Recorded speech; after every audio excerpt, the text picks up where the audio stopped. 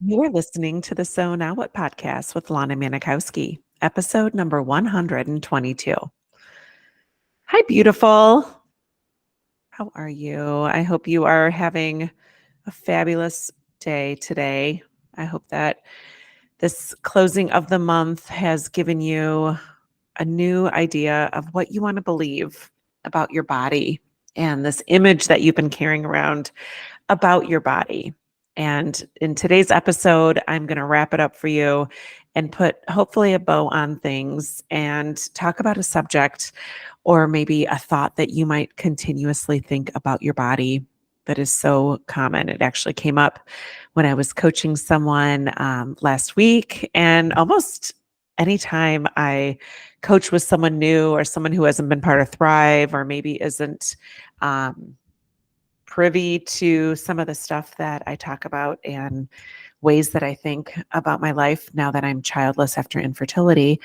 And I'm going to share that with you. But before I do, want to tell you what a beautiful weekend we had. Jack was the sponsor for his best friend's son's confirmation. And I was just teary all freaking Saturday, y'all, when I was watching Jack and his now we call him his godson. That's kind of the relationship. I was sponsor for their daughter, and their son is now Jack is his confirmation godfather. And just watching the love and the thought that Jack put into preparing to be this role model for him. And he wrote him such a beautiful card and really took it seriously.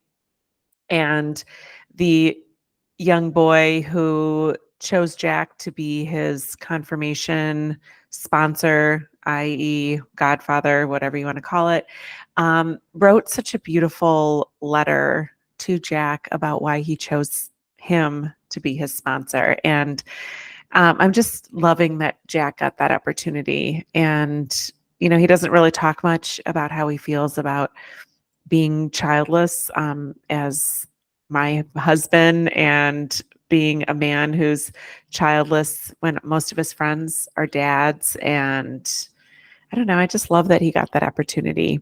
And I love that we're part of this young boy's family, and his sister is now off in college. And when she comes home from school, I always make an effort to reach out and do something together because, that's how you create bonds.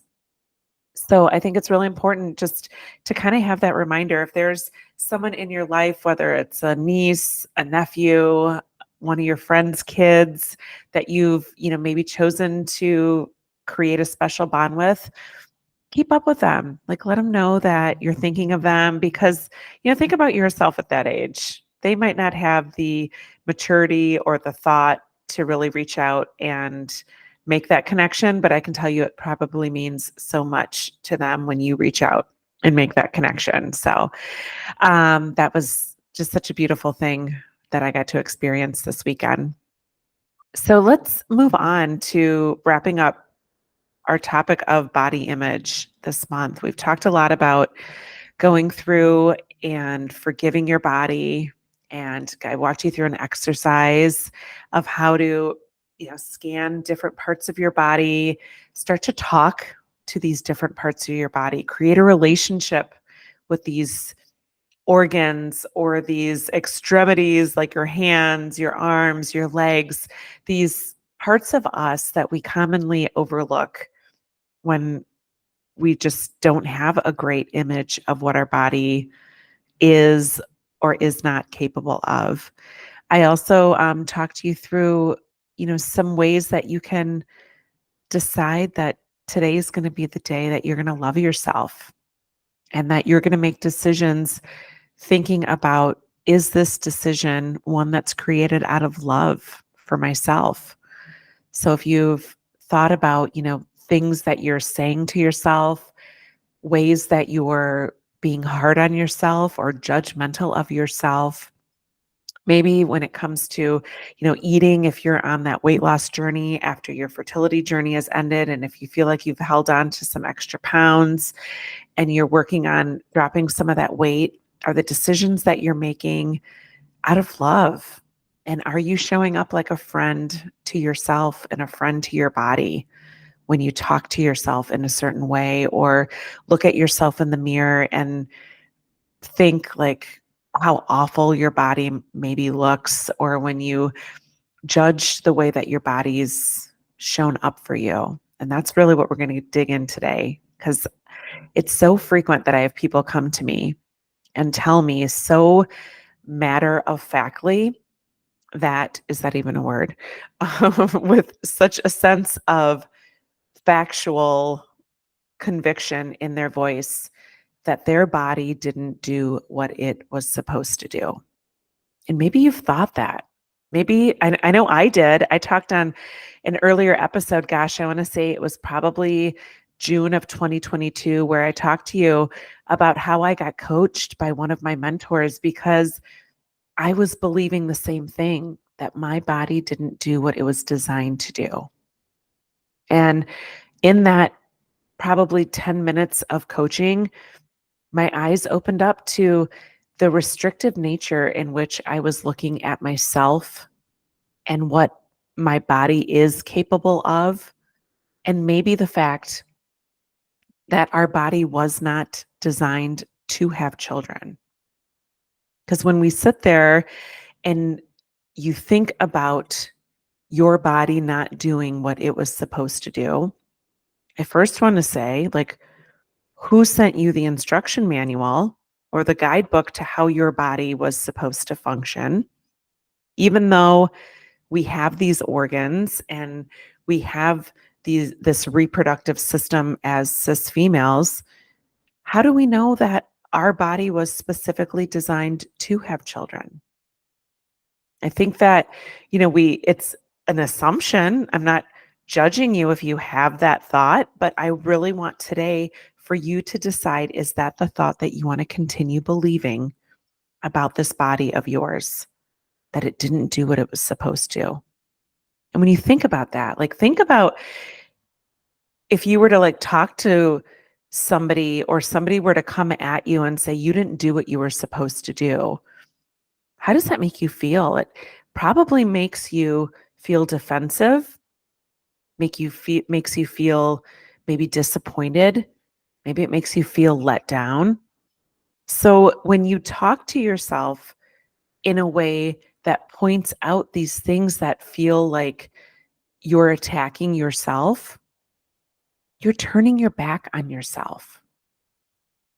If you thought about someone coming to you, and just like we did last week, where you think about being a friend to this person, like, take yourself out of this body that you're in, right? And put yourself over here and imagine talking to another human and telling them that they didn't do what they were designed to do. How awful does that feel? That's hurtful. And imagine like what it feels like when your brain is constantly telling you that your body let you down, that your body's disappointing you, that your body isn't up to par with everybody else's. And yeah, like, I get it that you believe that. I did too. But the minute I decided, like, I don't want to believe that about myself anymore, because it's just not helpful. What is me, or what are you going to change for the better? Or how are you going to create this image of your body that feels better than it has been feeling for you these past several months, maybe years? How is that relationship ever going to get to a point where you can look at your body with a sense of love, or look at what happened within your body during your journey through fertility treatments with a sense of love, if you're constantly believing that it didn't work right, or that your body didn't do what it was supposed to do? So you can decide today that your body did what it was supposed to do. And we are not all created to do the same thing. Maybe this body of yours that wasn't able to produce a child was functioning the way that it was supposed to function. Maybe it didn't function like everybody else's, but how is talking to yourself and judging your body the way that we so harshly do helping us on this journey to create a life we love, even though we couldn't have the children we dreamed of? And it all starts with deciding, are some of the thoughts that you're thinking outdated?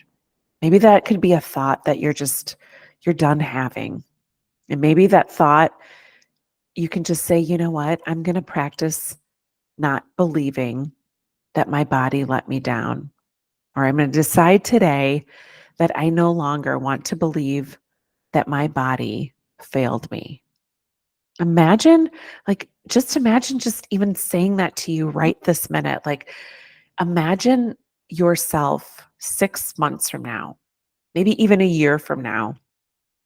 If you didn't look at yourself in the mirror or look back at your journey with the huge amount of disappointment that you have. And most people think like you get through this or you heal over time. I'm sorry, but I don't believe that. I think time just sort of puts some distance between you and whatever things are at the forefront of your brain. But it takes somebody to actually decide that what they've been believing about themselves is not the person that they want to be on this journey of healing. So are you ready to be that person? Are you ready to say, you know what? Like, I'm just going to leave that thought behind. I no longer want to believe that about myself. And I want to start believing things that make you feel empowered, that make you feel in control, make you live without regret. And it all starts with deciding that you can start to forgive yourself. You can look at this body of yours and believe that it showed up for you the best that it could and send it some love. That's how you restore your body image, is deciding that you are going to be a friend to your body instead of shaming it, instead of judging it, instead of pointing out everything that's wrong about it. Decide that you can lift it up. Decide that it's going to maybe be small steps every week, maybe every month. There can be one small thing that you're choosing to decide that you love about yourself, but it is possible. And I can't wait until you decide that you're ready to incorporate that in your life, because that's where the healing comes from.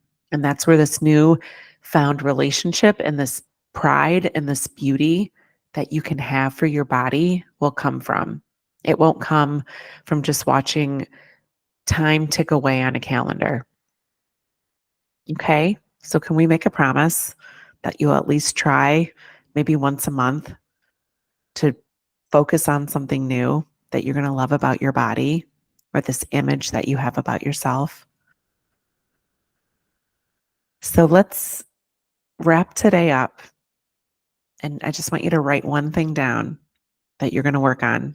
And maybe it's deciding that your body is not broken and your body did not disappoint you or disappoint others. And before I let you go, I want to remind you that the Others Day brunch is May 11th, just about 6 weeks from now. And I do have discounted tickets available only until Sunday, the 31st of March.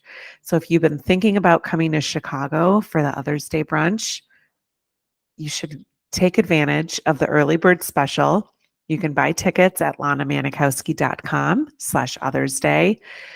But if you have heard me talk about Others Day, I'm going to repeat again what a beautiful experience it is. And just last week, I got together with one of the women who came.